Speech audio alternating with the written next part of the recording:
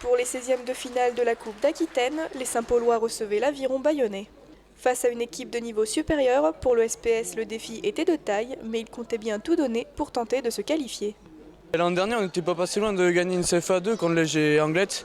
Du coup, on avait vraiment au cœur de faire cet exploit cette année. Donc, on a eu la chance de tirer Bayonne. Les Saint-Paulois prennent l'avantage pendant la première mi-temps et se créent de nombreuses occasions. Bayonne tente de défendre, mais les Saint-Paulois gardent le ballon. C'est finalement sur un corner que personne n'attendait que les Bleus marquent le premier but du match. Un avantage au score qui ne durera pas très longtemps puisque Bayonne relève la tête en fin de première mi-temps et inscrit également son premier but, clôturant la première partie du match avec 1-1.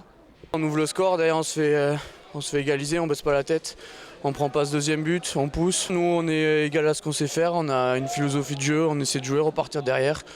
C'est pas parce qu'on jouait qu'en FAD qu'on a voulu changer, donc voilà, on a dû mettre un peu plus de rythme dans ce qu'on savait faire, on a su les mettre en difficulté. Donc voilà, c'est que du positif, tout en respectant ce qu'on sait faire, on a réussi à les bouger, donc voilà.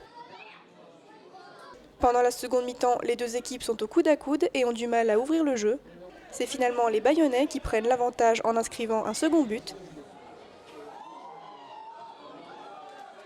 Pour le SPS, pas question de baisser les bras, les Bleus sont déterminés et vont même jusqu'à inscrire leur second but à la fin de la seconde mi-temps.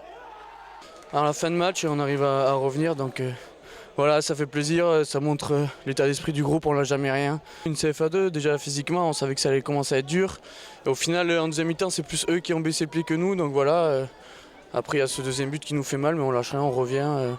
Je pense qu'on a fait tout au long du match, on n'a pas vu qui forcément était en CFA 2 ou qui était en DHR. C'était un match équilibré. Le match se termine avec 2 buts pour les deux équipes et laisse place à une séance de tir au but pour les départager.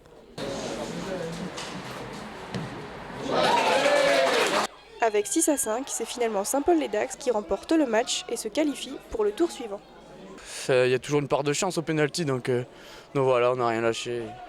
On est récompensé au tir au but. Je pense qu'on a livré un super match. On redoutait un match comme ça contre une équipe plus forte que nous sur le papier. Voilà, c'est toujours des matchs où on se lâche, on n'a rien à perdre et on donne tout comme on a fait aujourd'hui. J'ai pas grand chose à rajouter, juste envie d'aller faire la fête à mes copains ce soir.